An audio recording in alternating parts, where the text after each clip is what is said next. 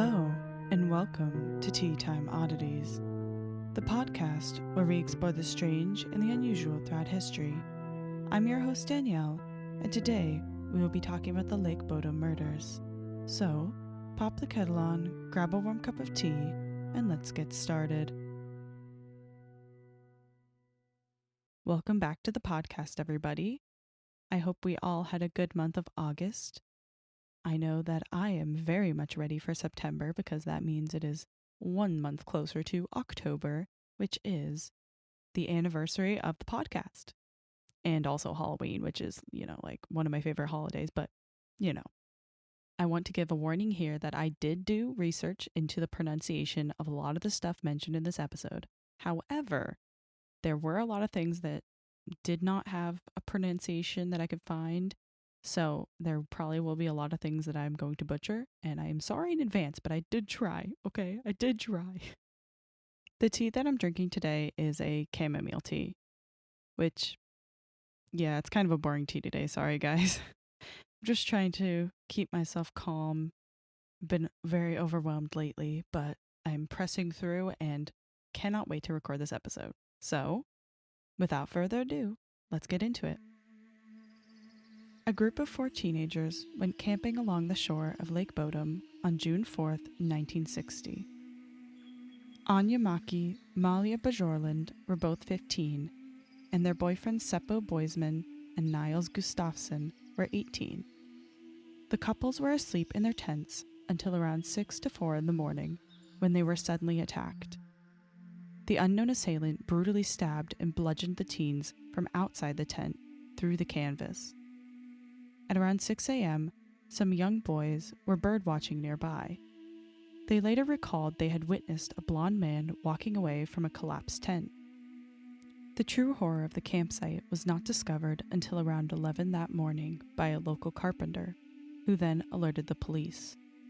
Seppo, Anya, and Malia were all pronounced dead at the scene. Niles was still alive but suffered multiple stab wounds and facial fractures. The investigation was odd from the start. The murder weapons, presumed to be a knife and a rock, were never located. Items that belonged to the victims were found to be missing, like the keys to one of the boys' motorcycles, but the motorcycle was left behind. It was later found that Malia sustained the most stab wounds, both peri and post-mortem. The others were killed much less brutally. Oddly, many people have claimed responsibility for the murders over the years, including one violent criminal named Pentti Soinen. Pentti confided to a fellow inmate in the 1960s that he had committed the heinous murders. But Pentti was only 14 at the time of the murders. It was highly unlikely that he could have been the murderer. He was younger than all the victims, making it nearly impossible for him to overpower and kill 4 people without leaving any evidence behind. Just after the 9th anniversary of the Lake Bodom murders, Pentti was found dead in his prison cell, death by suicide. Kyle Valdemar Geilstrom was the police's number 1 suspect. Carl was well known for his dislike of children and campers alike. One of his neighbors claimed that he confessed while intoxicated that he had been the murderer. However, Carl denied this. Locals also said they witnessed Carl filling a well behind his house with concrete, only a few days after the murders. The police unfortunately never followed up on this tip. Carl's wife told the police that he had been in bed all that night, giving him a solid alibi. However, she later retracted this statement, saying he had threatened to kill her if she did not corroborate his alibi. Further reports showed that Carl had been seen returning home in the early morning of June 5th by multiple neighbors, but his violent nature deterred his neighbors from ever contacting the authorities. In a horrifying twist of events, Carl confessed he was in fact the Lake Bodom murderer to a friend. His friend did not believe him. Carl asked what he should do if he was guilty, and his friend said, quote, "You should drown yourself, because you'll be spending the rest of your life in prison," unquote. Carl then went to Lake Bodom a few hours later and committed suicide by drowning. Weirdly, both Carl and Pentti committed suicide in 1969. Another suspect was Hans Osman. He was rumored to be a KGB spy and lived right by the murder scene. On June 6, 1960, only a day after the murder, Hans entered the Helsinki Surgical Hospital in a delirious state. He spoke incoherently, his clothes appeared to be covered in blood, and his fingernails were riddled with dirt. Hans seemed to be in and out of consciousness, but erupted in anger when the doctors did not come to his aid. He was told to leave because of his outburst and his hostility towards the staff. As mentioned before, witnesses claimed to have seen a blonde man leaving the crime scene, and Hans fit that description. He even shaved his head shortly after the murders. Hans had been suspected in other murders, including the case of Ali Kiliki Sari, which is another famous unsolved murder in Finland. The final suspect was Niels Gustafsson, the sole survivor of the murders.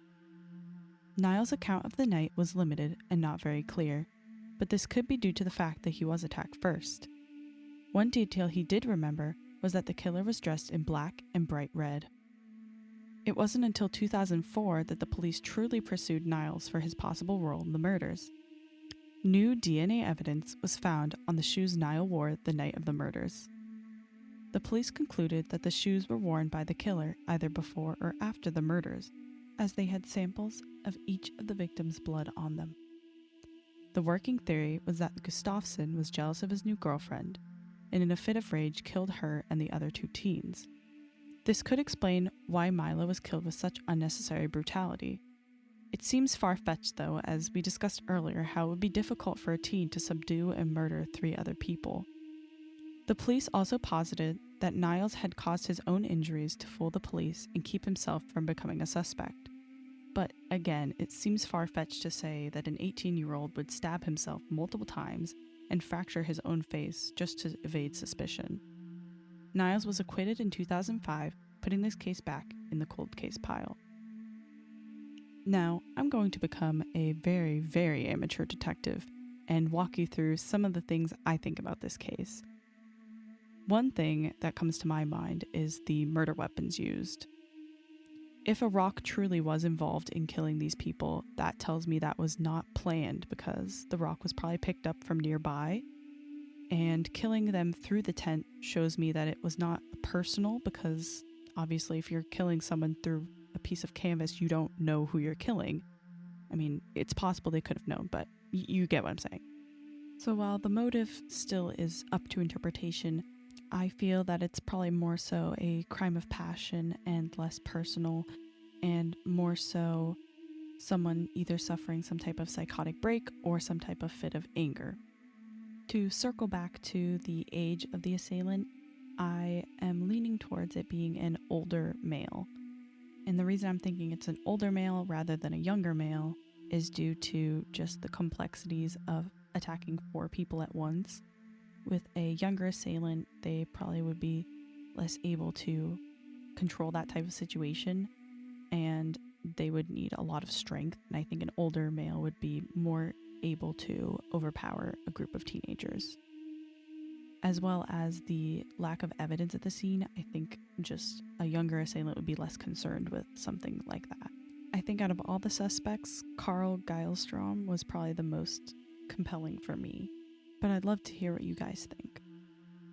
It's so sad to think that 3 lives were cut short and 1 life was forever changed by this singular event. Sadly, this case still is unsolved, and there's been a lot of breakthroughs recently with DNA evidence and just finding new ways to solve cases that were thought to be unsolvable. So there's always a chance that it could be solved, but for now, it'll sadly stay unsolved.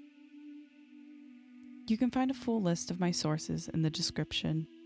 You can also follow me on Instagram at Teatime Oddities. I post photos related to the episodes as well as odd stories in the middle of the month. Thank you for listening. I hope you enjoyed this episode of Teatime Oddities. Make sure to keep the kettle on and check in next month. Goodbye.